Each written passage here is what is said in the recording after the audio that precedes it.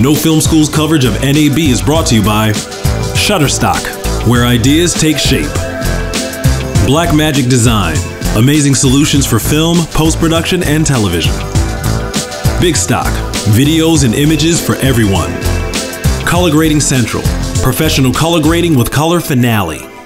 All right, so we're here with Craig at JVC. They're going to tell us about their Super 35 4K camera they're showing here at NAB. How are you, Craig? Great, doing great, Ryan.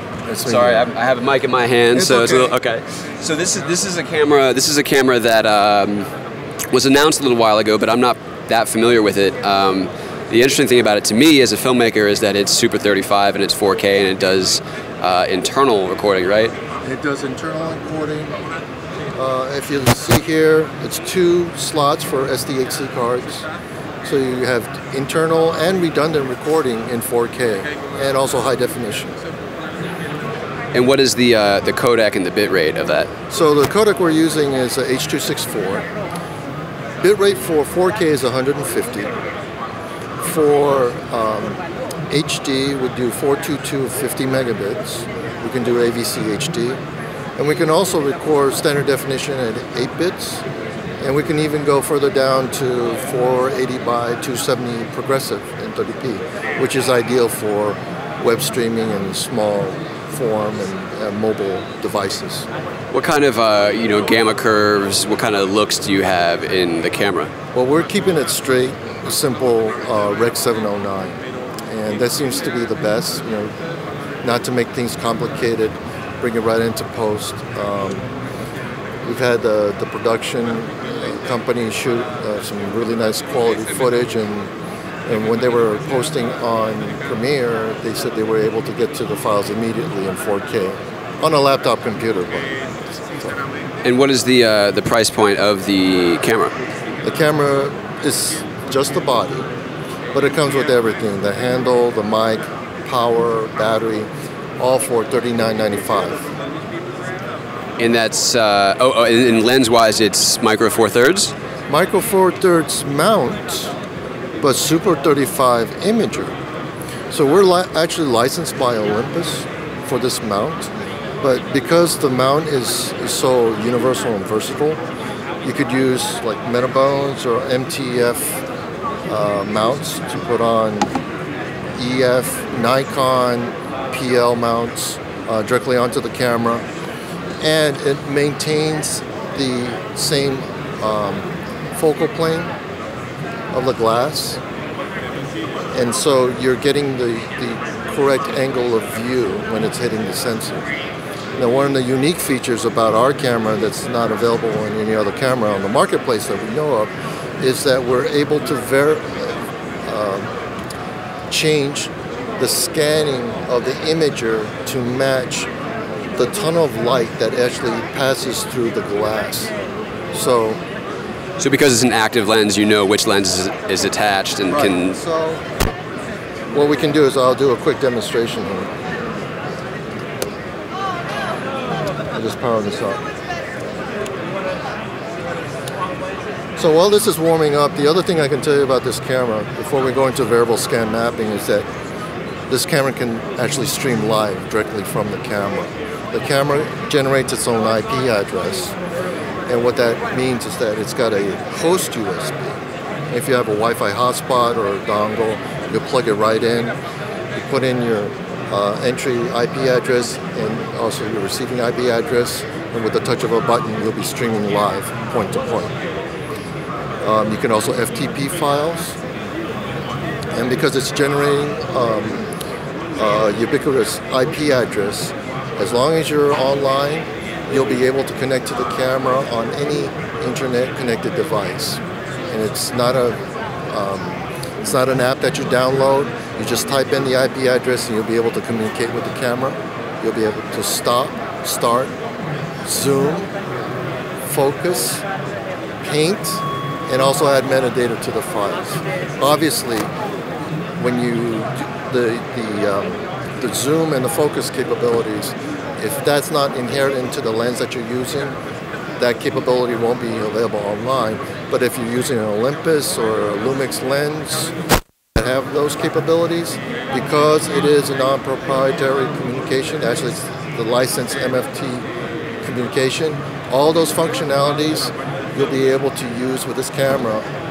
And not only that, the rocker switch will control the zoom, and you could also do a menu setting where you could use the rocker switch to control the focus manually in the camera. So while you're putting the lens on, the selling point for this camera really is the price point and all the features that you're getting bundled in. Because it's not shooting RAW, it's not like a high-end camera, but for, is it true 4K or is it Ultra HD? It's 3840 by 2160. And what are the frame rates of that? Frame rates are 24, 25, and 30. And we are looking into DCI for future upgrades. So right now, we're looking at the camera. So the capability of this camera is that when you have a Super 35 lens on the camera,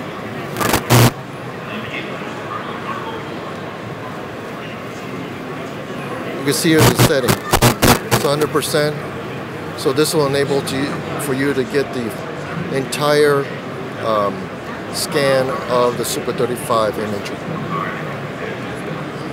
The cool thing about this camera also is that if you want to check and ensure that you have vignetting or you don't have vignetting, there's a setting here that tells you the percentage of light that you're getting. So if you're getting a lower percentage of light on the corners, that means you're vignetting. And by that, you'll be able to actually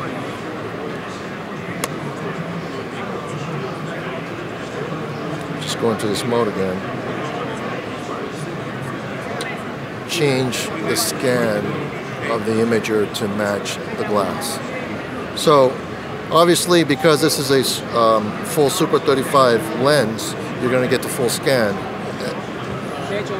So let's do something different